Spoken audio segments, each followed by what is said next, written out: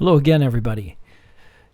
I don't think the global earthers are quite as smart as they think they are, and today I'm going to give you a short proof of that.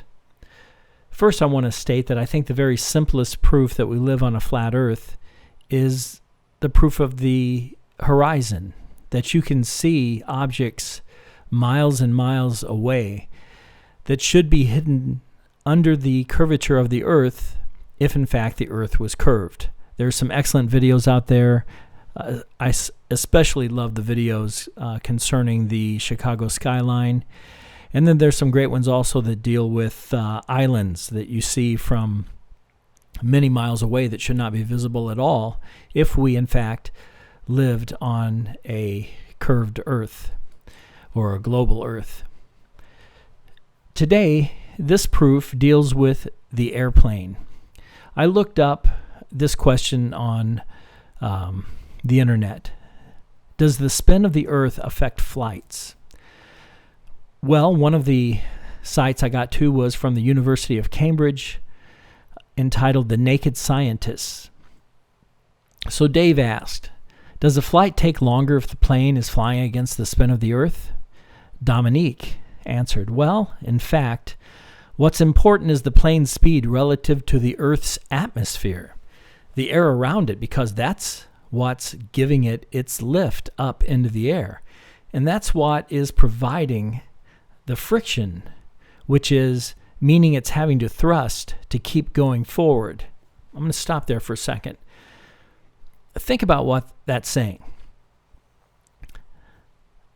The plane's speed relative to the Earth's atmosphere is where he starts. Well, everyone says, all the global earthers say that the atmosphere is spinning at over 1,000 miles per hour, along with the Earth, as it hurtles eastward at over 1,000 miles per hour. So, the plane's speed relative to the Earth's atmosphere. Let's continue reading. The Earth's atmosphere is rotating with the surface of the Earth below it. The reason is because it's got friction with the land masses beneath it, and that means the air is always being pulled to rotate with the Earth. Think about that for a second. Have you ever considered how much friction the air has with respect to the Earth, and that friction is so great that it affects all the air up to miles over the Earth, so that all the air in the atmosphere is hurtling at speeds of over 1,000 miles per hour? And remember, as you get higher up in the atmosphere, the circle is larger, the sphere would be larger, and therefore the air higher up would have to be going faster in order to get around the complete circumference of the Earth within 24 hours. It would have to be going faster than 1,000 miles per hour. Dominique continues, so in fact, because the air above us is rotating at the same speed as the land below, and what matters is your airspeed, your speed versus the air, it doesn't matter whether you're going with or against the rotation of the Earth. Did you catch how meaningless that answer is? That answer actually has no bearing to reality. Let me illustrate. Okay, here is the globe. And the globe, we are told, is always hurtling to the east at over 1,000 miles per hour. Okay? The globe is always turning at over 1,000 miles per hour. Now, if an airplane was going east also, it would be up in the air. It would be subject to that 1,000 mile per hour speed. And then it would have its own speed relative to that 1,000 miles per hour. And therefore, you would add the speed of the airplane to it, which would make it at 1,600 miles per hour. So if you're going east, if we're going from America over to England, then we'd get there very quickly.